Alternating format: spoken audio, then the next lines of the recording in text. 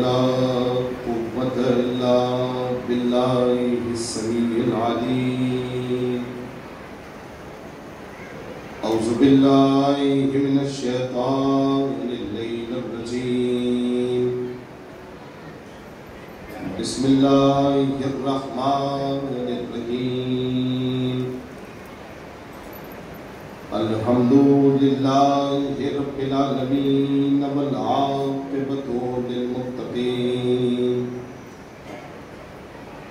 والجنة للموحدين والنار للعاصين.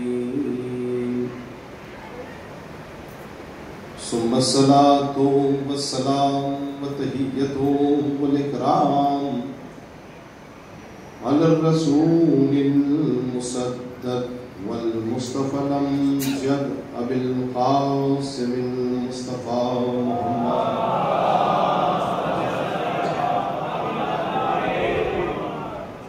وأهل بيته الطيبين الطاهرين المعصومين المظلومين ولعنة الدائمة الباقية على أعدائهم وقتلتهم ومنكري فضائلهم أجمعين. أما بعد، قال الله تعالى في كتابه الكريم وهو أصدق القائلين وقوله الحق. بسم الله الرحمن الرحيم. اليوم يئس الذين كفروا من دينكم فلا تخشوهم واخشوني. صلى الله عليه وسلم.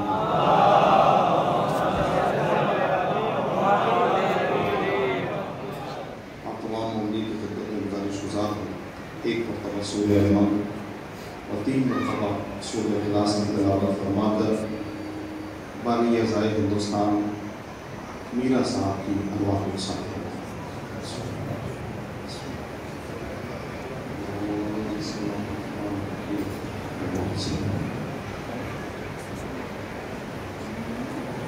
بسم اللہ الرحمن الرحیم. اللہم صل علی اللہم صل علی اللہم صل علی محمد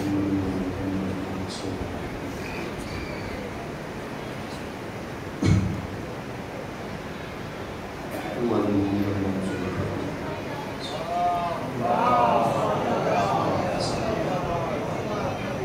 ایک سلوات سارے مومنین مل جل کے بابا سے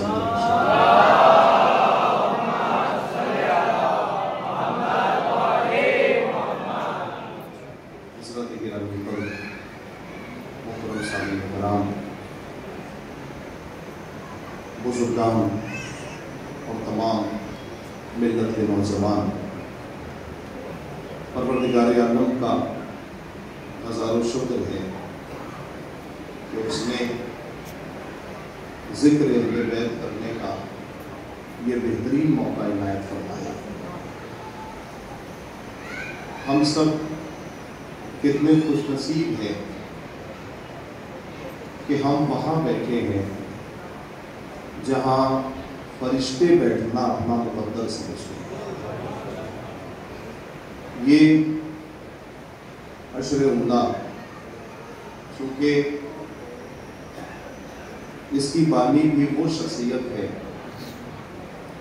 جہاں مستقل رات و دن خدمت کر رہے ہیں، اور یہ شہید کی بارگاہ کا شرف ہے کہ انہوں نے مجھے اس لائق سمجھا کہ میں اس بارگاہ میں حاضر ہوا اور چند باتیں آپ کی خدمت میں عرض کروں.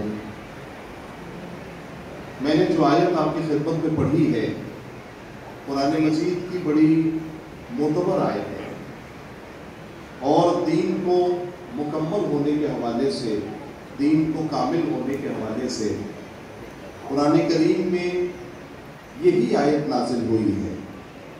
میں نوجوانوں سے پوچھوں کہ دین کس دن کامل ہوا، تو آواز آئے گی کہ غدیر میں. دین کب مکمل ہوا؟ غدیر میں. نعمتیں کب تمام ہوئیں؟ غدیر میں.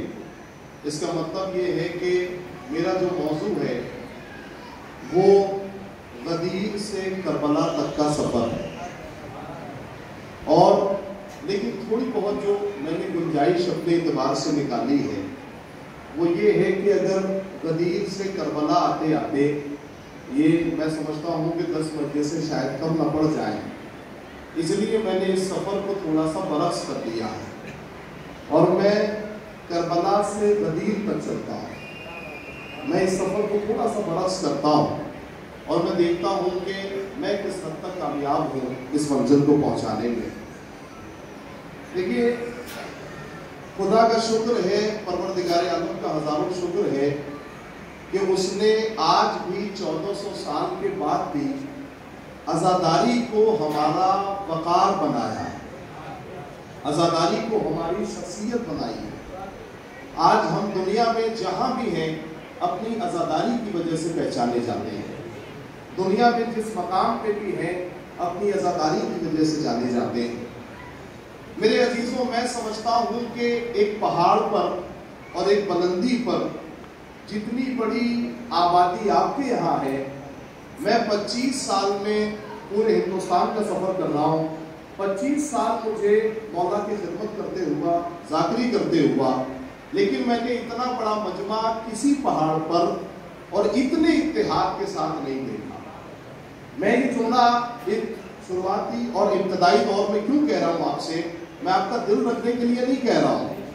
میرے عزیزوں، پوری دنیا میں اگر آپ کو کسی چیز نے پہچنوایا ہے تو عزاداری امام حسین نے پہچنوایا. پوری دنیا میں اگر آپ کا کوئی تعارف ہے، آپ کو کوئی پہچانتا ہے تو عزاداری امام حسین کی وجہ سے پہچانتا ہے. میرے عزیزوں، جب میرے پوسٹر جب میرا فیس بک پہ ڈالا گیا تو میرے پاس ایسی بہت ساری کال آئی کہ آپ تارا گڑھ پڑھنے جا رہے ہیں. تارا گڑھ کی عزاداری تو ہندوستان کی معروف ترین عزاداری میں سے. یہ کیوں یہ جملہ کہا؟ میں ممبر سے آپ کی خدمت کر رہا ہوں. یہ جملہ اس لیے کہا کہ آپ اپنے پیسوں کی وجہ سے جانے نہیں جاتے ہیں، آپ اپنے عہدے کی وجہ سے پہچانے نہیں جاتے. آپ اگر کسی چیز کی وجہ سے جانے جاتے ہیں تو اپنی عزاداری کی وجہ سے جانے جاتے ہیں. تو اس نوجوانوں، یہ سب سے پہلا پیغام پہلی ہی مجلس میں آپ کے حوالے کرنے جا رہا ہوں کہ اپنی عزاداری کی بڑی حفاظت کرنا، اپنی عزاداری کی بہت حفاظت کرنا، اس لیے کہ اس عزاداری نے آپ کا تعارف کرایا ہے، اس عزاداری نے آپ کو پہچنوایا ہے. میرے عزیزوں، میں اگر آپ کی مثال، چونکہ یہ اتحاد اور یہ ایک جگہ پہ اتنے لوگوں کا اکٹھا ہونا، آج ساری دنیا اپنا رزق کمانے کے لیے دنیا میں ہزاروں کلومیٹر دور جا رہی ہے. یہ کیا خدا کا کرم نہیں ہے کہ رزق آپ کو تلاش کرتا ہوا یہاں تک آ رہا ہے؟ کیا یہ اللہ کا کرم نہیں ہے کہ رزق آپ کو ڈھونڈتا ہوا یہاں تک آ رہا ہے؟ یہ سب عزاداری کی وجہ سے ہے، یہ سب امام حسین کی وجہ سے ہے. مجھے ایسا لگتا ہے کہ اگر میں اس بستی کو اور اس نوجوانوں کو اور اس اتحاد کو، اس مجمع کو یہ کہوں کہ آپ ویسے ہی ہیں جیسے جانماز پہ رکھی ہوئی تسبیح. یہ شاید میں نے کہہ دیا، بڑی آسانی سے آپ نے سن لیا. میرے عزیزوں، آپ ویسے ہی ہیں جیسے جانماز پہ رکھی ہوئی تسبیح. تسبیح میں ڈور ایک ہی ہوتی ہے، دانے 100 ہوتے ہیں، لیکن اس ڈور کا کمال ہے کہ ایک بھی دانے کو بکھرنے نہیں دیتی. یہ بات سمجھ کے سنیے گا، جتنا سمجھ میں آئے اتنا سنیے گا. میں آپ کے مزاج کے اعتبار سے گفتگو کر رہا ہوں. یہ تسبیح کا کمال ہے کہ ڈور ایک ہی ہوتی ہے، دانے 100 ہوتے ہیں، لیکن وہ ڈور بکھرنے نہیں دیتی. ایسے ہی عزا کی تسبیح نے آپ کو بکھرنے نہیں دیا. میں کچھ کہنے جا رہا ہوں آپ سے. عزا کی تسبیح نے آپ کو بکھرنے نہیں دیا، عزا کی تسبیح نے آپ کو منتشر نہیں ہونے دیا. متحد رکھے ہیں اس قوم کو تسبیح عزا، متحد رکھے ہیں اس قوم کو تسبیح عزا.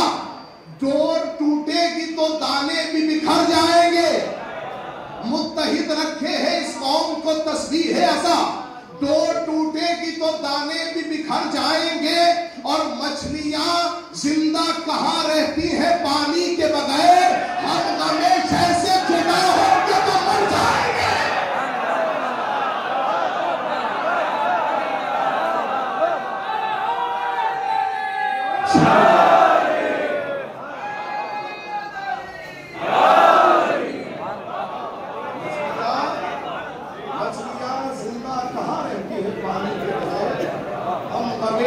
سے جدا ہو کہ تم مر جائیں گے. یقین جانیے اس عزا نے ہماری آبرو بچائی ہوئی ہے. اس عزا نے ہماری آبرو بچائی ہوئی ہے. یہ جو عشر اولا کے 10 دن ہوتے ہیں نا, یہ جو عشرہ ہوتا ہے, یہ پورے سال کو سمجھنے کے لیے سمجھیے کہ سب سے اچھی دوا.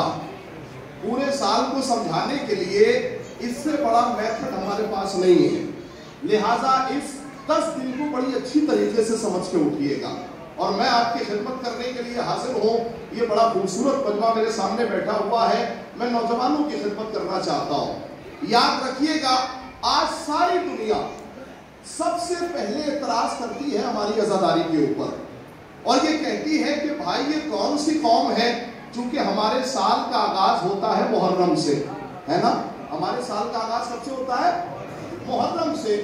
میرے عزیزوں, میری سمجھ میں آج تک نہیں آیا کہ ساری دنیا اپنے تیوہار کا آغاز خوشی سے کرتی ہے. یہ سمجھنا چاہیے تھا اس جملے کو. ساری دنیا اپنے تیوہار کا آغاز خوشی سے کرتی ہے. یہ اکیلی وہ قوم ہے جو اپنے سال کا آغاز رو کے کرتی ہے. سال کا آغاز رو کے کرتی ہے. میرے عزیزوں, سال بھر ہم پہ اعتراض ہوتا رہتا ہے کہ بھائی یہ کون سی قوم ہے, یہ 2 مہینہ 8 دن پہلے روتے ہیں, پھر اس کے بعد رمضان میں مولا علی کی شہادت آئے گی تب روئیں گے, پھر اس کے بعد اب ایک نیا مسئلہ شہادت فاطمیہ کا چھیڑ دیا, اب یہ 10-12 دن 15 دن اس میں روتے ہیں. میرے بھائی کب تک روتے رہو گے؟ کب تک روتے رہو گے؟ جملہ بہت بڑا کہنے جا رہا ہوں آج پہلے دن. کب تک روتے رہو گے؟ میں نے کہا اگر رونے میں حیات نہ ہوتی تو ہم نہ روتے. سنیے تھوڑا آپ کی خدمت کر رہا ہوں.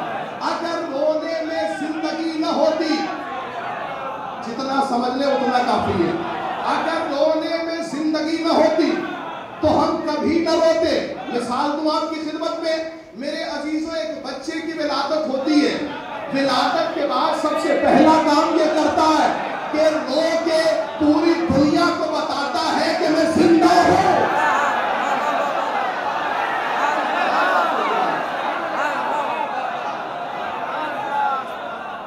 بھائی رو کے اپنے آنسوؤں سے پوری دنیا کو بتاتا ہے کہ میں, کیا سن رہے ہیں آپ, میں زندہ ہوں, میرے اندر حیات پائی جاتی ہے. آج ساری دنیا اپنے تیوہار کا آغاز خوشی سے کرتی ہے. یہ اکیلی وہ قوم ہے جو اپنے سال کا آغاز رو کے کرتی ہے. میں کہنا چاہتا ہوں میرے بھائی, تم رو کے سال کا آغاز کیوں کرتے ہو؟ خوشی سے کرو نا. کہا قرآن نے زیادہ رونے کو کہا ہے, ہنسنے کو اتنا نہیں کہا. قرآن نے بار بار کہا کہ رو زیادہ, ہنسو اتنا تو آپ جانتے ہیں ماشاءاللہ. رو زیادہ, ہنسو کم. جملہ کہنے جا رہا ہوں, آج ساری دنیا پوچھتی ہے یہ کون سی قوم ہے جو سال بھر روتے رہتے ہیں لیکن پھر بھی کوئی مشکل نہیں آتی. سال بھر گریا کرتے ہیں پھر بھی کوئی مشکل نہیں آتی. کم سے کم سال کے پہلے دن تو نہ رو. بھائی سال کا پہلا دن ہے محرم کی پہلی تاریخ, اس میں بھی روئیں گے. کہاں ہم پوری دنیا کو یہ پیغام دینا چاہتے ہیں کہ ہم اکیلی وہ قوم ہے جو زندہ ہے.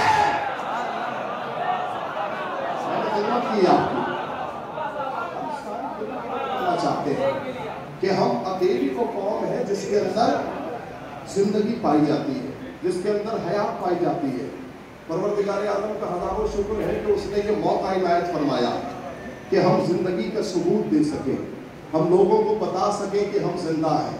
لہٰذا میرے عزیزوں, اس عزاداری کو اسی شان و شوکت سے منائیے گا کہ جس شان و شوکت کے ساتھ آپ کی تاریخ جڑی ہوئی ہے, جس شان و شوکت سے آج ساری دنیا آپ کو پہچانتی ہے, اسی شان و شوکت سے منائیے گا. اور ایک پیغام اور آپ کی خدمت میں دینے جا رہا ہوں. چونکہ میں نے کہا کہ میں شروع کر رہا ہوں کربلا سے اور لے کے جاؤں گا آپ کو غدیر تک. شروع کرتا ہوں کربلا سے. میں سب سے پہلے چاہتا ہوں کہ درمیان میں کچھ میرا بھی مقصد ہے, کچھ آپ کی بھی چیزیں ہیں. مجھے میرا مقصد بھی پڑھنا ہے اور ساتھ ساتھ جو ہے وہ نوجوانوں کے حوالے پیغام بھی کرنا ہے. لیکن ایک بات یاد رکھیے گا، آئیے سب سے پہلے ہم امام حسین سے پوچھیں کہ مولا آپ کا مقصد کیا ہے. کیونکہ جب تک امام حسین سے ہمارا مقصد نہ ملے گا تب تک ہمارا مقصد بے معنی ہے. تو آئیے مولا حسین سے پوچھیں کہ مولا آپ کا کیا مقصد ہے. بڑی توجہ سے سنیے گا. اگر امام حسین نے صرف زبانی کہا ہوتا کہ میں کربلا کیوں جا رہا ہوں تو ہم سب بھول جاتے. امام حسین نے اپنے بھائی محمد حنفیہ کو لکھ کے دیا، تحریری شکل میں دیا. کیا؟ اريد ان آمر بالمعروف وانہی عن المنکر. میں جو جا رہا ہوں میرا مقصد امر بالمعروف ہے اور کیا ہے؟ نہیں عن المنکر ہے. میں کہوں گا مولا کیا یہ پیغام صرف مدینے والوں کے لیے ہے؟ کہا نہیں، یہی پیغام مکے کے لیے بھی ہے، یہی پیغام بصرے کے لیے بھی ہے، یہی پیغام مدینے والوں کے لیے بھی ہے، ساری دنیا کے لیے یہی پیغام ہے. سن 60 ہجری میں زندگی بسر کرنے والوں کے لیے یہی پیغام ہے، 61 ہجری میں آنے والوں کے لیے یہی پیغام ہے، 1400 سال بعد زندگی کرنے والوں کے لیے یہی پیغام ہے، اور 14,000 سال بعد بھی جو زندہ رہے گا، بہت توجہ چاہ رہا ہوں، اس کے لیے بھی یہی پیغام ہے. پیغام کیا ہے؟ میں امر بالمعروف کے لیے جا رہا ہوں، اور ہاں مجھے کوئی زبردستی نہیں لے جا رہا. آج بہت سے ذاکرین جذبات میں یہ کہہ دیتے ہیں کہ امام حسین جو ہے انہیں گھیر کے کربلا لایا گیا، انہیں مجبور کر کے لایا گیا. بھلا مدینے میں کسی ماں نے اپنے بچے کو اتنا دودھ پلایا تھا؟ جو ہے کہ جو امام حسین کے ساتھ اتنی بڑی گستاخی کر دے. تمہیں پتا ہی نہیں ہے مدینہ حسین کے نانا کا شہر ہے، مدینہ حسین کے بابا کا شہر ہے، لہٰذا کوئی زبردستی کر ہی نہیں سکتا. امام حسین نے بتایا میں اپنی مرضی سے جا رہا ہوں، میرا مقصد دین کو پہنچانا ہے، اپنی مرضی سے جا رہا ہوں. بڑی توجہ سے سنیے گا ایک لفظ، میں دین کو پہنچانے کے لیے جا رہا ہوں اور خود سے جا رہا ہوں. کیوں؟ اس لیے کہ یزید جیسا بدکار پوری دنیا میں نہیں ہے، یزید جیسا خراب پوری دنیا میں نہیں ہے، اور وہ اتنی خرابیاں پیدا کر چکا ہے کہ میرا سفر کرنا بالکل طے ہے، لیکن میں اپنی مرضی سے جا رہا ہوں. چونکہ یزید مجھ سے بیعت مانگ رہا ہے، بیعت تو بڑی دور کی بات ہے، بیعت تو میں کر نہیں سکتا، چونکہ میری بیعت انبیاء کی بیعت ہوگی، میری بیعت اوصیاء کی بیعت ہوگی. ہاں وہ سر مانگ رہا ہے. آج پہلی خدمت ہے، پہلا جملہ ہے، پہلی مجلس ہے، لہذا آپ کے حوالے کر رہا ہوں، بنیاد رکھنے جا رہا ہوں مجلس کی. وہ مجھ سے بیعت مانگ رہا ہے، بیعت تو میں کر نہیں سکتا، میرا سر مانگ رہا ہے، سر بھی اتنی آسانی سے نہیں ملے گا. میرا سر پانے کے لیے اسے اتنی پستی میں جانا پڑے گا کہ سارے رضی اللہ بھی مل کے اٹھانا چاہے تو نہیں اٹھا پائے.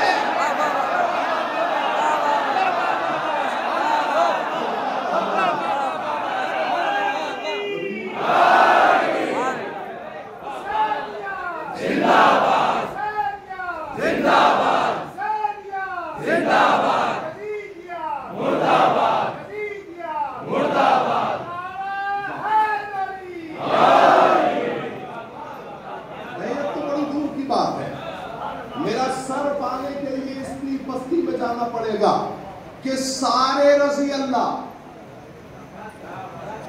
نہیں، یہ جملہ ایسا تھا کہ پورے عشرے میں پڑھے جانے والا جملہ تھا جو آج میں نے پہلی تاریخ میں آپ کی خدمت کی ہے. ساجد بھائی، کیا سارے رضی اللہ بھی مل کے اٹھانا چاہے تو یزید کو نہیں اٹھا پائیں گے. یہ حسین کا سب سے بڑا کمال ہے کہ امام حسین اتنی بلندی پہ گئے، اتنی بلندی پہ گئے، اتنی بلندی پہ گئے کہ حسین کو پانے تک کوئی وہاں تک پہنچ ہی نہیں سکتا. میرے عزیزوں، مولا کیوں بلندی پہ گئے؟ سر لو کے نیزہ پہ کیوں بلند تھا؟ کہا اس لیے کہ میں جسے بھی اتنی بلندی سے دیکھنا چاہوں وہ ہمیشہ پستی میں دکھائی دے گا، پستی میں دکھائی دے گا. دیکھیے، کربلا کو سمجھنے کے دو طریقے ہیں، دو طریقے. पहला तरीका ये है कि करबला को रिवायतों के साए में समझा जाए, रिवायतों से करबला को समझा जाए। लेकिन मैं बुजुर्गान की खिदमत भी करता चलूँ, हुजूर रिवायतों के साए में बाद में करबला को समझना, पहले करबला को समझो अक्ली एतबार से। अल्लाह ने जो अक्ल की दौलत दी है ना, करबला को अक्ली एतबार से समझो। कैसे करबला को अक्ली एतबार से समझे? मैं अपने बरादरान अहले सुन्नत की एक रिवायत सुनाता हूँ और बड़ी तवज्जो से सुनिएगा। करबला को अक्ली एतबार से समझो। देखिए, अक्ल कहती है कि जो जालिम हो उसे जालिम कहा जाए, जो मजलूम हो उसे मजलूम कहा जाए, जो कातिल हो उसे कातिल कहा जाए, जो मकतूल हो उसे मकतूल कहा जाए। अब जो लफ्ज कहने जा रहा हूं आप ही की लफ्ज है, जो अच्छा हो उसे अच्छा कहा जाए, जो बुरा हो, देखिए अच्छा को अच्छा तो अच्छा सब कह सकते हैं, लेकिन बुरा को बुरा कहने की ताकत सब में नहीं होती है ना। बुरा को बुरा कहने की ताकत सब में नहीं होती। लिहाजा अक्ल कहती है कि जो अच्छा हो उसे अच्छा कहा जाए और जो बुरा हो उसे बुरा कहा जाए। अब अक्ली एतबार से करबला को समझाने की कोशिश करता हूं। बरादरान अहले सुन्नत ने एक रिवायत सुनाई कि माविया रज़ी अल्लाह ताला अन्हो की, और से सुनिएगा पहले रिवायत को, तब फैसला कीजिएगा। माविया रज़ी अल्लाह ताला अन्हो की अली रज़ी अल्लाह ताला अन्हो से जंग हुई। उसमें उस जंग में उदय रज़ी अल्लाह ताला अन्हो की शहादत हुई, और ये शहादत भी माविया रज़ी अल्लाह ताला अन्हो ने अली रज़ी अल्लाह ताला अन्हो की मोहब्बत में मारा। आप सारी बातें समझ रहे हैं, जब मैं कुछ समझाऊं। माविया रज़ी अल्लाह ताला अन्हो ने अली रज़ी अल्लाह ताला अन्हो की मोहब्बत में क्या किया? मारा। भाई ये कौन सा इस्लाम है जिसमें कातिल भी रज़ी अल्लाह है? समझना चाहिए बात को।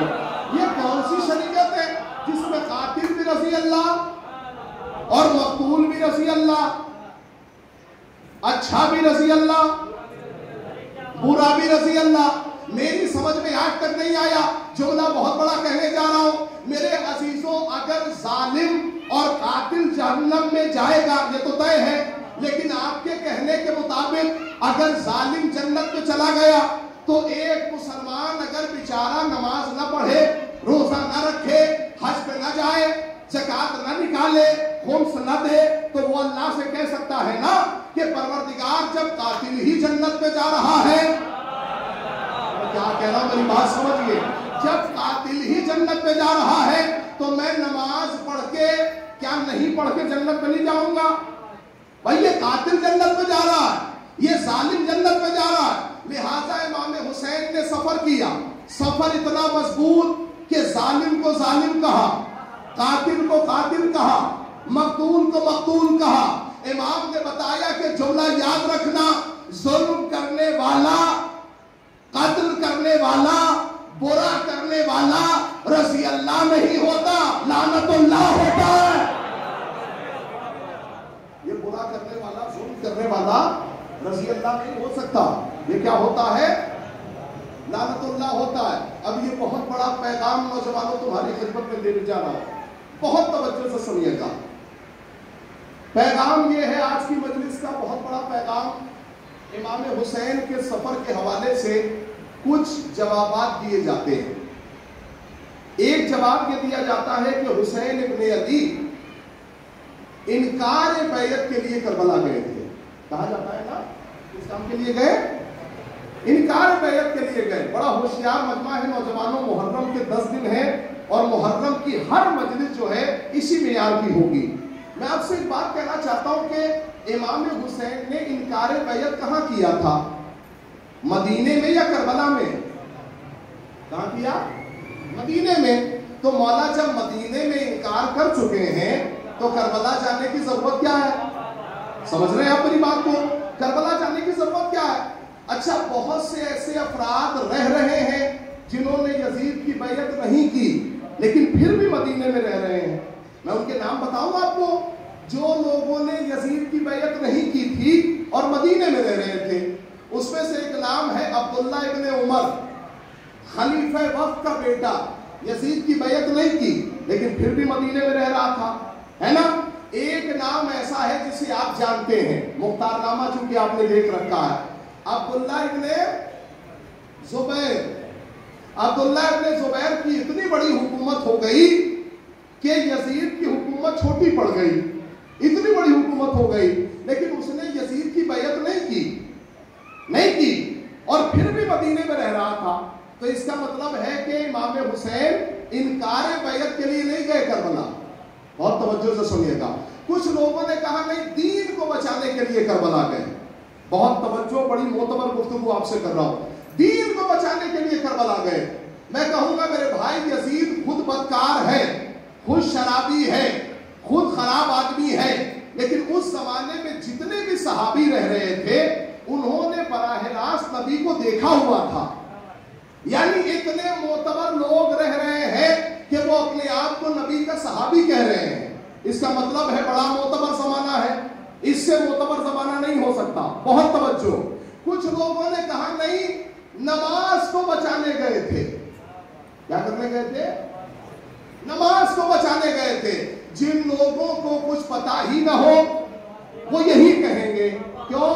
اس لیے کہ آپ کو خبر نہیں ہے کہ اتنے پکے نمازی اس دور میں موجود تھے. جب وہ نماز پڑھ رہے ہیں, روزہ رکھ رہے ہیں, حج بجا رہے ہیں, تو اس کا مطلب ہے نماز کو بچانے نہیں گئے. ایک مثال دوں, اور یہ مثال جو ہے میرے مطلب کو سمجھانے کے لیے بہت کارآمد ثابت ہوگی. وہ مثال آپ کی خدمت میں دینے جا رہا ہوں. مثال سنیے گا بڑی توجہ سے. میں کہیں مجلس پڑھنے کے لیے گیا. مجلس میں تھوڑی سی تاخیر تھی, ابھی برسیہ شروع نہیں ہوا تھا. تو انہوں نے پلٹ کے کہا کہ مولانا ایسا ہے کہ چائے پی لیجئے, ابھی مجلس میں تاخیر ہے. میں نے کہا کہ چلیے چائے پی لیتا ہوں. اب میں چائے پینے لگا. چائے پینے کے بعد میں نے مجلس پڑھی. ایک صاحب نے کہا, بڑی توجہ سے سنیے گا, کتنا مقصد امام حسین سے بھٹکایا جا رہا ہے. ایک صاحب نے کہا, جو دیکھ رہے تھے, انہوں نے پلٹ کے کہا کہ مولانا چائے پینے آئے تھے, مجلس بھی پڑھ کے گئے. یہ بہت توجہ سے سنیے, میں جو مطلب کو عرض کر رہا ہوں. مولانا چائے پینے آئے تھے, مجلس بھی پڑھ کے گئے. ایک صاحب نے فوراً وہاں ٹوکا, کہا نہیں آپ نہیں سمجھے, مولانا مجلس پڑھنے آئے تھے, چائے بھی پی کے گئے. دونوں نے چائے بھی پیتے ہوئے دیکھا اور مجلس بھی پڑھتے ہوئے دیکھا. بس ایک کا کمال یہ تھا کہ اس نے مجھے میرے مقصد سے الگ کر دیا.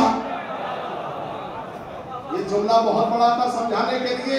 آج یہ مجلسی مجمع ہے, اس سے بہتر میرے عزیزوں میں آپ کی خدمت کرنے جا رہا ہوں. کیا کہا؟ اس نے مجھے میرے مقصد سے الگ کر دیا کہ مولانا چائے پینے آئے تھے, مجلس بھی پڑھ کے گئے, میرا مقصد فوت کر دیا. 1400 سال سے مقصد امام حسین کے ساتھ یہی ہو رہا ہے. کچھ نے کہا نماز بچانے گئے, کچھ نے کہا نہیں اسلام بچانے گئے. میرے عزیزوں آئیے امام حسین سے پوچھے کہ مولا آپ کیوں گئے؟ امام نے کہا انما خرجت لطلب الاصلاح فی امت جدی, میں جو کربلا جا رہا ہوں میرا مقصد ہے میرے نانا کی امت کی اصلاح. اب بہت توجہ, مجمع کی پوری توجہ. میرے نانا کی امت کی اصلاح. میں نے کہا مولا یہ اصلاح ہوگی کیسے؟ دیکھیں دو جملوں کو سمجھنا ہے. تاریخ کا سب سے بڑا جو اجتماع ہے وہ ہے غدیر. تاریخ کا سب سے بڑا اجتماع غدیر. تاریخ کا سب سے بڑا اختلاف سقیفہ. بہت توجہ سنیے گا. تاریخ کا سب سے بڑا اجتماع ہوا ہے غدیر میں, اور سب سے بڑا اختلاف ہوا ہے سقیفہ میں. امام حسین کیا کہہ رہے؟ میں اپنے نانا کی امت کی اصلاح کے لیے جا رہا ہوں. میں نے کہا مولا اصلاح ہوگی کیسے؟ کہا اصلاح ہو ہی نہیں سکتی. اصلاح تبھی ہو سکتی ہے کہ جب یہ ولایت علی کے قائل ہو. اور توجہ ہونی چاہیے. کہا اصلاح ہو ہی نہیں سکتی, اصلاح تبھی ہوگی کہ جب یہ ولایت علی کے قائل ہو جائے. اسی لیے جو لوگ کربلا میں امام حسین کو مار رہے تھے نا, ان سے مولا حسین نے پوچھا تم کیوں مار رہے ہو مجھے, کیوں قتل کرنا چاہتے ہو؟ تو پلٹ کے کہا بغضاً لأبی، تمہارے باپ کی دشمنی میں، تمہارے باپ کی دشمنی میں، تمہارے باپ کی دشمنی میں۔ اس کا مطلب ہے اچھی طریقے سے یاد رکھیے گا میرے عزیزوں، امام حسین جس کا تعارف کرا رہے ہیں، ان کے پاس نماز ہے، روزہ ہے، حج ہے، زکوٰۃ ہے، خمس ہے، لیکن علی نہیں ہے۔ مجھے پتا ہے آپ محنت کروانا چاہتے ہیں مجھ سے۔ میرے عزیزوں، کربلا میں جتنے ہیں ان کے پاس نماز ہے۔ یہ جملہ کیسے واضح ہو؟ یہ جملہ واضح ہوگا امام کے کلام سے۔ امام نے کیا کہا؟ میں اپنے نانا کی امت کی اصلاح کے لیے جا رہا ہوں۔ بولیے گا، میں کہوں گا مولا اصلاح ہوتی کس کی ہے؟ جو خراب ہو۔ نہیں، یہ جملہ نہیں پہنچا۔ اصلاح کس کی ہوتی ہے؟ جو خراب ہو۔ مولا اصلاح ہونی چاہیے یزید کی، چونکہ سب سے خراب یزید ہے، شرابی یزید ہے، زناکار یزید ہے، بدکار یزید ہے، خراب یزید ہے۔ تو آپ کو یزید کی اصلاح کے لیے جانا چاہیے۔ آپ کیا کہہ رہے ہیں؟ میں نانا کی امت کی اصلاح کے لیے جا رہا ہوں۔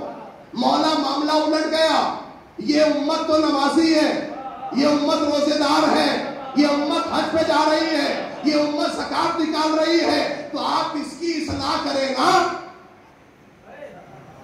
آپ اس کی اصلاح کے لیے کیوں جا رہے ہیں؟ یزید کی اصلاح کے لیے جائیے۔ کہا تم نہیں سمجھو گے، جملہ سنیے گا، کہا تم نہیں سمجھو گے، جس امت میں یزید پیدا ہو، یزید بڑھے، یزید تخت پہ بیٹھ جائے، لوگوں کو گمراہ کرنے لگے، اس امت میں یزید کی اصلاح نہیں، امت کی اصلاح ضروری ہے۔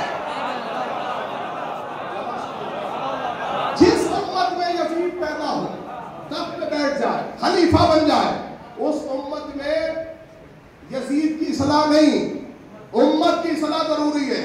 چونکہ یزید تو خود خراب ہے، اور جو خراب ہو اسے فرعون کی طرح ڈبایا جاتا ہے، اس کی اصلاح نہیں ہوتی۔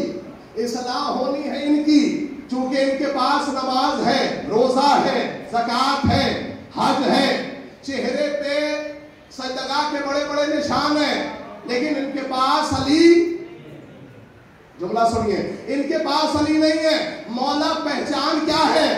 مولا دلیل کیا ہے؟ دلیل بہت بڑی دینے جا رہا ہوں، وجد میں آ جائیے گا۔ مولا دلیل کیا ہے؟ کہا دلیل سنو، امام حسین نے روز عاشور ایک کو یزیدی خیمے سے ایسا نکالا کہ اس کے پاس نماز تھی، روزہ تھا، حج تھا، زکوٰۃ تھی، لیکن علی نہیں تھا۔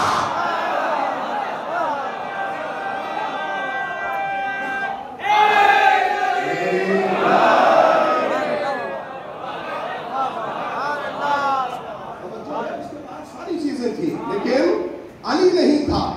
لہذا اگر علی نہ ہو، میرے عزیزوں یاد رکھیے گا، اگر علی نہ ہو تو امت کی اصلاح نہیں ہو سکتی۔ اصلاح ہوگی اسی نام سے۔ کیا سن رہے ہیں آپ؟ اصلاح ہوگی اسی نام سے۔ میں بتاؤں آپ کو، دیکھیے امت نے 25 سال تک علی کو دور رکھا، 25 سال تک میرے مولا کو اس منبر سے بھی دور رکھا اور خلافت سے بھی دور رکھا۔ دیکھیے زبردستی منبر پہ بیٹھ جانا اور ہے، لیکن امت کی علمی پیاس کو دور کرنا اور ہے۔ لفظ سنیے گا، زبردستی منبر پہ بیٹھنا اور ہے۔ میں زبردستی کسی کو بٹھا دوں، لیکن امت کی علمی پیاس کو کون دور کرے گا؟ میرے عزیزوں 25 سال کا زمانہ گزرا، اور زمانے کا گزرنا تھا کہ کیا قیامت آئی؟ زمانے کا گزرنا تھا کہ خود حکومت ہاتھ جوڑ کے علی کے پاس آئی۔ کون آیا؟ حکومت ہاتھ جوڑ کر میرے مولا کے پاس آئی، اور آنے کے بعد کہا کہ یا علی ہاتھ بڑھائیے، ہم بیعت کرنا چاہتے ہیں۔ میرے مولا نے کہا یہاں بیعت نہیں ہوگی، چونکہ تم لوگ بیعت کر کے مکر جاتے ہو، تو یہاں بیعت نہیں ہوگی۔ آؤ رسول کی مسجد میں، تم سے وہاں بیعت لی جائے گی۔ اور ماشاءاللہ یہ اتنا بڑا مجمع جھلک رہا ہے میں ایک جملہ آپ کی خدمت میں صرف کر رہا ہوں، رسول کی مسجد میں آؤ، وہاں بیعت لی جائے گی۔ میرے مولا جیسے ہی مسجد الرسول میں پہنچے کہ قیامت کا منظر تھا مسجد النبوی میں، یہ جو ممبر ہے نا، یہ کتنے زینے کا ہے؟ 1 2 3 اور 4 زینے کا ہے ممبر، ٹھیک؟ جیسے ہی مسجد النبوی میں مولا کائنات آئے، آنے کے بعد مجمع نے یہی سوچا کہ سب سے اوپر تو نبی بیٹھتے تھے، پھر خلیفہ اول، اس کے بعد خلیفہ ثانی، پھر خلیفہ ثالث، تو اس سارے زینے پر تو خلیفہ لوگ بیٹھ چکے، اب علی بیٹھیں گے کہاں؟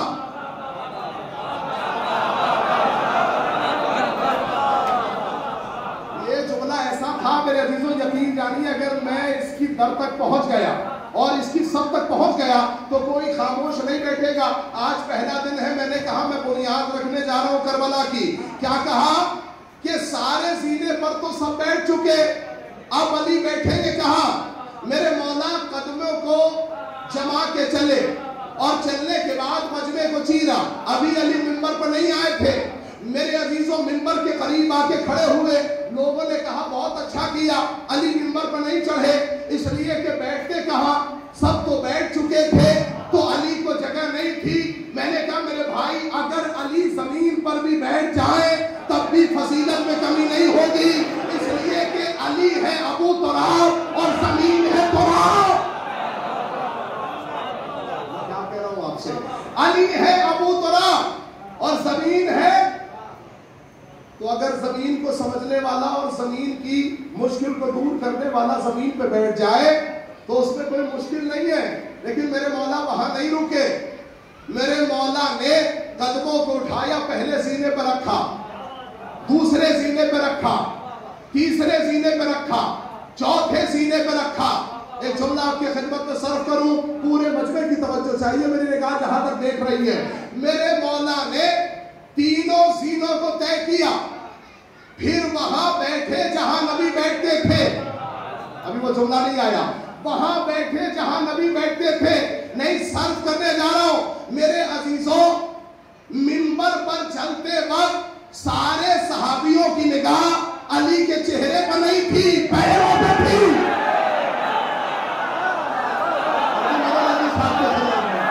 سارے صحابیوں کی نگاہ علی کے چہرے پر نہیں تھی، پیروں پہ تھی۔ علی نے پہلے زینے پر رکھا، صحابیوں کی نگاہ علی کے پیروں پر، علی نے دوسرے زینے پر رکھا، صحابیوں کی نگاہ علی کے پیروں پر، علی نے تیسرے زینے پر رکھا، صحابیوں کی نگاہ علی کے پیروں پر۔ اب قیامت کا جملہ ہے، ہم تو یہی سمجھ رہے تھے علی کا چہرہ ہی دیکھنا عبادت ہے۔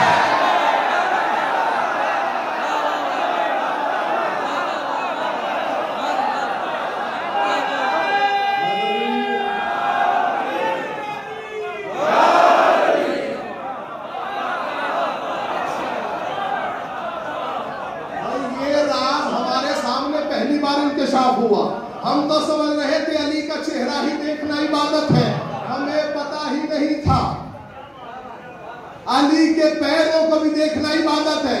مجلس کا آخری جملہ مصائب کی طرف جاؤں گا، ہم سمجھ رہے تھے علی کے چہرے کو دیکھنا عبادت ہے، اب سب نے کہا یا علی، ہمارے بزرگوں نے احترام کیا، آج تک وہاں نہیں بیٹھے جہاں آپ جا کے بیٹھے ہیں۔ علی نے سارے صحابیوں کو مخاطب کیا اور کہا تمہاری غیرت کو کیا ہو گیا ہے، اس لکڑی کے منبر کی کیا اوقات ہے، میں نے مہر نبوت پر لگا رکھا ہے۔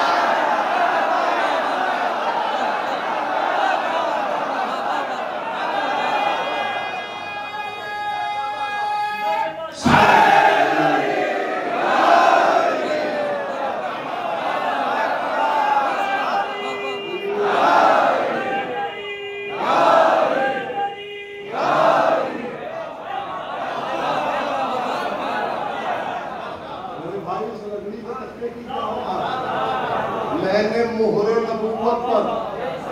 مہر نبوت پر قدم رکھے ہیں۔ مجلس بالکل تمام ہونے کی منزل پہ ہے، آج پہلا دن ہے، آپ نے خود ساتھ نبھایا، میں اسی جوش و بلبلے کے ساتھ آپ کی خدمت کرتا رہوں گا۔ حضور میرے مولا کی بات تمام نہیں ہوئی، جب صحابیوں میں چینی گوئیاں ہونے لگی، کہا علی وہاں بیٹھ گئے جہاں ہم بھی کبھی نہیں بیٹھے، ہم نے تو اس جگہ کو ہمیشہ بچایا. ہمارے جو خلفاء ہیں انہوں نے نبی کے بعد والے زینے سے بیٹھنا شروع کیا. توجہ ہے. میرے مولا نے پوچھا تمہارے نزدیک کیا سرگوشیاں ہو رہی ہیں, کیا باتیں کر رہے ہو آپس میں؟ تو لوگوں نے اپنی بات بتائی اور کہا یا علی ہم تو کبھی وہاں نہیں بیٹھے, یہاں بیٹھے ہیں, ہم نے ہمیشہ احترام کیا, آپ کیسے وہاں بیٹھ گئے؟ میرے مولا کا جملہ سنیں, اور عشرے تک یاد رکھنے والا جملہ ہے.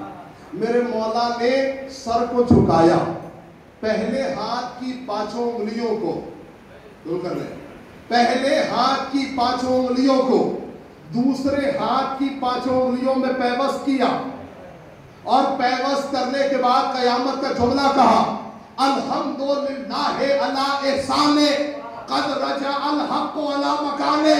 احسان ہے خدا کا, احسان ہے خدا کا کہ آج حق پھر اپنی جگہ واپس آ گیا.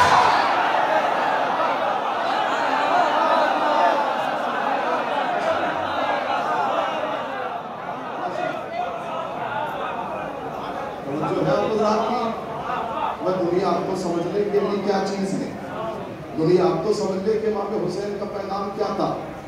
میرے عزیزوں, اگر پیغام کربلا کو سمجھنا, امام حسین کے پیغام کو سمجھنا, تو وہیں سے سمجھنا پڑے گا کہ جہاں سے قتل امام حسین کا منصوبہ تیار ہوا, وہیں سے کربلا کو سمجھنا ہوگا. اور کیسے سمجھا؟ آپ بھی سوچیں کہ امام حسین کی دشمنی کس سے نکالی جا رہی ہے؟ دشمنی باپ سے ہے, اور نفرت کس سے نکالی جا رہی ہے؟ امام حسین سے نکالی جا رہی ہے. میں نے تمام کر دیا, میں نے کہا نا میں کربلا سے جدید کی طرف جا رہا ہوں. میرے عزیزوں یاد رکھیے گا, بہت اچھی طریقے سے یاد رکھیے گا, جو سال بھر نہیں پڑھتا اسے عزاداری سے اتنا مل جاتا ہے کہ دوسرے لوگوں کو جواب دینے کے لائق ہو جاتا ہے. اتنا عزاداری امام حسین سے ملتا ہے. اس کا مطلب یہ ہے کہ مجلس کوئی بھی ہو, پابندی کے ساتھ مجلس میں آئے. اور نوجوانوں, چونکہ ماشاءاللہ خدا کا شکر ہے 10 دن آپ کے یہاں لنگر کا انتظام ہے. دیکھیے, عزاداری کا احترام امام حسین کا احترام ہے. جو عزاداری کا احترام کرتا ہے نا, وہ امام حسین کا احترام کرتا ہے. اپنے بچوں کو جب نظر کھلانے کے لیے لائیں تو انہیں یہ بات اچھی طریقے سے ذہنوں میں بٹھا دیں کہ میرے لال جو بھی چاول گرے اسے ہاتھوں سے نہیں بلکہ آنکھوں کی پلکوں سے اٹھایا جاتا ہے. اس لیے کہ عزاداری امام حسین کا یہ تبرک ہے, یہ عزاداری کا احترام امام حسین کا احترام ہے. لہذا یہ جملہ یاد رکھیے گا, فرش پہ آئیے اس کے احترام کے ساتھ. الحمدللہ پروردگار عالم آپ کی توفیقات میں اضافہ فرمائے. میں مستقل دیکھ رہا ہوں آپ اسی شان و شوکت کے ساتھ بیٹھے ہوئے ہیں. میرے عزیزوں, میں سمجھتا ہوں کہ ان ایام میں بہت زیادہ مسائل کی تمہید بنانے کی ضرورت ہی نہیں. اگر صرف اتنا کہہ دیا جائے کہ محرم کا چاند نمودار ہوتا ہے, بس اتنا کہہ دیا جائے کہ محرم کا چاند نکل گیا ہے. میں مومنی کے تارا گڑھ سے ایک سوال کرنا چاہتا ہوں. آپ نے محرم کا چاند کہاں دیکھا؟ کہاں دیکھا؟ آپ نے عرش پر دیکھا نا, آسمان کی بلندیوں پہ دیکھا محرم کا چاند. سننے والوں کے لیے بہت بڑا جملہ ہے جو کہنے جا رہا ہوں. آپ نے محرم کا چاند آسمان پہ دیکھا, لیکن میرے عزیزوں مدینے والے محرم کا چاند نہیں دیکھتے تھے. معلوم ہے کیوں؟ بنی ہاشم کے گھر سے اتنی زور سے رونے کی آواز اٹھتی تھی کہ مدینے والے سمجھ جاتے کہ محرم کا چاند نمودار ہو گیا. اللہ ان آوازوں کو قبول فرمائے. اللہ آپ کو کوئی غم نہ دے سوائے اپنے مظلوم کربلا کے. ایک لفظ کہوں آپ سے, آپ نے فضائل میں بہت داد دی. میرے عزیزوں, جب تک مسائل ویسے نہ ہو جائے تب تک جو ہے وہ دل ہلکا نہیں ہوتا. میرے عزیزوں, ہم لوگ جو ننگے پیر ہوتے ہیں کتنی تاریخ سے؟ 10 محرم سے یا 9 محرم سے. یا زیادہ سے زیادہ 7 محرم سے 3 دن ننگے پیر ہوتے ہیں, 3 دن خاک اپنے سروں میں ڈالتے ہیں. لیکن میں روایت پڑھتا ہوں امام رضا علیہ السلام کی. میرے عزیزوں, محرم کا چاند دیکھتے ہی امام رضا ننگے پیر ہو جاتے تھے. ننگے پیر ہونے کے بعد آستینے پلٹ دیتے تھے, گریبان چاک کر لیتے تھے, اور کوئی پوچھتا تھا کہ مولا کس پہ روئے, تو کہتے تھے جب بھی رونا آئے تو میرے جد حسین ابن علی کے غربت پہ رونا. جب بھی رونا آئے تو حسین کے غربت پر رونا. میں سمجھتا ہوں زیادہ سے زیادہ مومنین یہاں رہتے ہوں گے, بڑے کم ایسے مومنین ہیں جو باہر کی دنیا میں رہتے ہوں گے یا تارا گڑھ سے باہر رہتے ہوں گے. لیکن میرے عزیزوں, میں نے پورے ہندوستان نہیں پوری دنیا میں دیکھا سال بھر کوئی اپنے گھر جاتا ہو نہ جاتا ہو, لیکن جیسے ہی محرم کا چاند نکلتا ہے تو وہ غریب الوطن کا ذکر کرنے خود اپنے وطن جاتا ہے. معلوم ہے کیوں؟ نوکری چھوڑنے کو تیار ہوتا ہے, لیکن حسین کا غم جا کے وطن میں کرنا چاہتا ہے. کیوں؟ اس لیے کہ علم اپنے ہاتھوں سے اٹھاتا ہے, تعزیے کو کاندھا اپنے کاندھے سے دیتا ہے, فرش اپنے ہاتھوں سے بچھاتا ہے, تبرک اپنے ہاتھوں سے بانٹتا ہے. اے سوگوارو, آپ نے محرم کا چاند دیکھا, آپ کی بچی آپ کے پاس تھی. آپ نے محرم کا چاند دیکھا, آپ کا بیٹا آپ کے پاس تھا. آپ نے محرم کا چاند دیکھا, آپ کی ناموس آپ کے پاس تھی. لیکن ہائے رے سوگرا, جب محرم کا چاند مدینے میں دیکھا تو علی اکبر کے نشان قدم پہ سر رکھ کے بیٹھی رہی ایک آدھی ام سلمہ. میرے بابا نے وعدہ کیا تھا جب علی اکبر کی شادی ہوگی تو مجھے لینے آئیں گے. آپ کی آوازیں دنیا بلند ہے, خدا کی آوازوں پر رحمت نازل فرمائے. اللہ آپ کو قبول کرے. سوائے مظلوم کربلا کے اے سوگواروں, رونے کے ایام ہیں. آج پہلا دن ہے, پہلی محرم ہے. نہیں, پہلی محرم بھی ختم ہو گئی ہے نا, پہلی محرم بھی ختم ہو گئی. ایام غزا ایسے گزر جاتے ہیں جیسے لگتا ہے ابھی ابھی تو مولا مہمان ہوئے تھے اور ابھی ابھی حسین جا بھی رہے ہیں.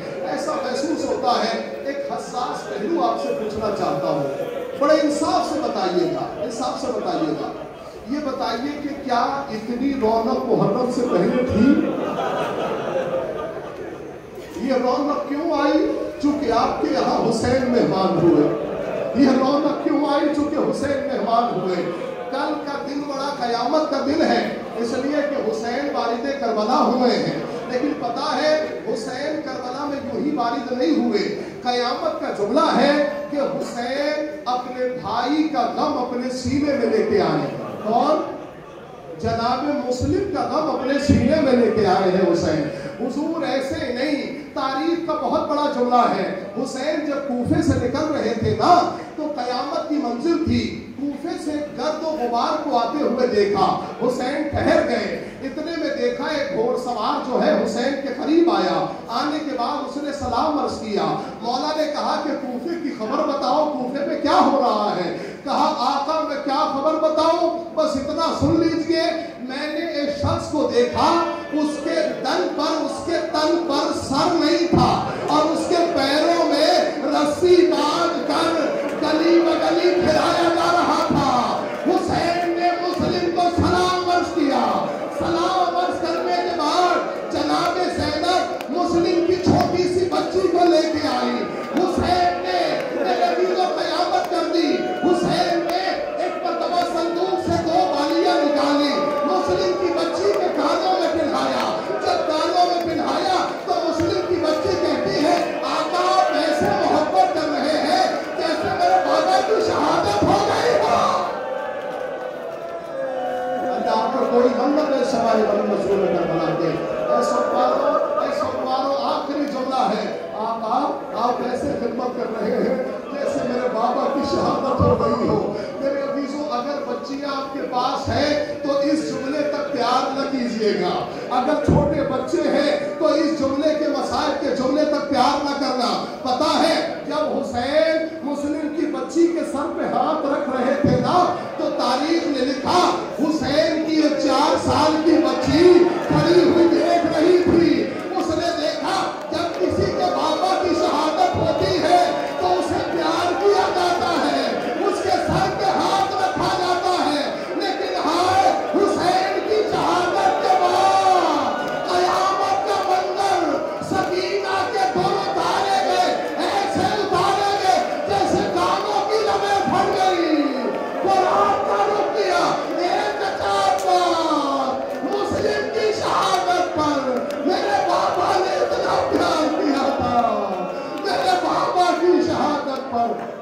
तमाचे मारे जाए।